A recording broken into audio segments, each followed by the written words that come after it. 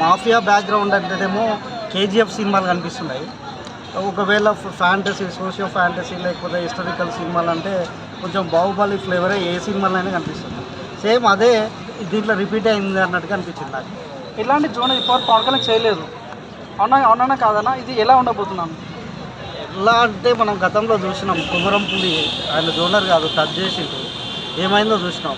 ఇప్పుడు హరిహర వీరమల్లు కూడా పరిస్థితి అదే అవుతుందేమోనని నా డౌట్. పొలిటీషియన్లా ఉన్నారా లేకుంటే స్క్రీన్ మీద ఒక మూవీ స్టార్ లాగా ఉన్నారా? నాకేమనిపించలేదు. ఇంతకుముందు అయితే పొలిటీషియన్ మన మూవీ స్టార్లు అంటే గతంలో సినిమాలు తీసినప్పుడు అట్లా అనిపించేది. ఇప్పుడైతే ఏ స్టారో మరి పవన్ కళ్యాణ్ అభిమానులు చెప్పాలి. ఎఫెక్ట్స్ ఎక్కువ ఉన్నాయి మూవీలో అన్నట్లుగా చెప్తున్నారు కొంతమంది. ఏం చెప్తారు? అంటే అదే చెప్పినా కదా, బాహుబలి ఫ్లేవర్ అనేది ఆల్మోస్ట్ అన్ని సినిమాలలో వస్తుంది.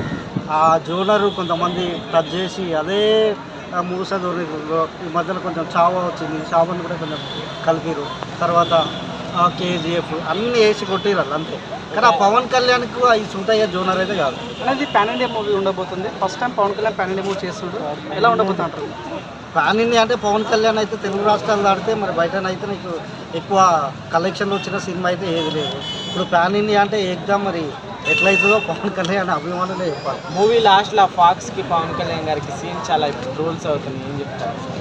ఏం నేను ఇన్ డీటెయిల్గా చూడలే, కొంచెం చూసిన తర్వాత ఆ ఫ్లేవర్ అనిపించింది. అది చూడాలనిపించలేదు, యాక్చువల్లీ ట్రైలరే చూడాలని.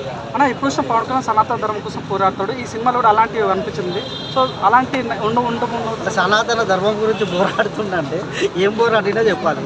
మరి సనాతన ధర్మం గురించి ఏ కట్టుబడి ఉండడో చెప్పాలి. అంటే మీరు పవన్ కళ్యాణ్ రాజకీయ పరంగా చూస్తే సినిమా బాగాలని చెప్పడం ఎంతవరకు కరెక్ట్? సినిమా అంటే ఆ ఫ్లేవర్ కనిపించింది అంటే ఒక్క సినిమా చెప్పట్లే.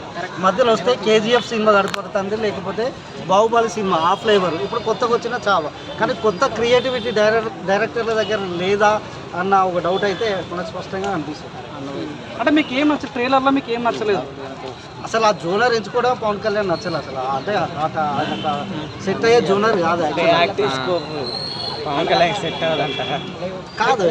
కాదు మనం గతంలో చూసినాం, కుమరపుల్లి కొన్ని సీరియస్ క్యారెక్టర్ చేసే ప్రయత్నం చేస్తూ ఏమైందో చూసినాం.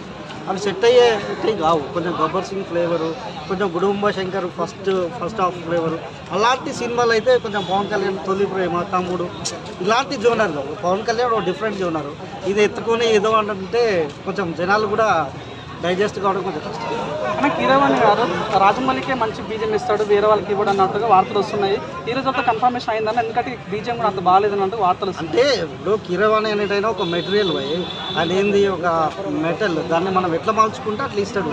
నీ దగ్గర స్టఫ్ లేనప్పుడు, డైరెక్టర్ల దగ్గర లేనప్పుడు మళ్ళీ మార్చి కొట్టించుకోవచ్చు. వాళ్ళ దగ్గర లేనప్పుడు ఆయన ఏం చేస్తాడు?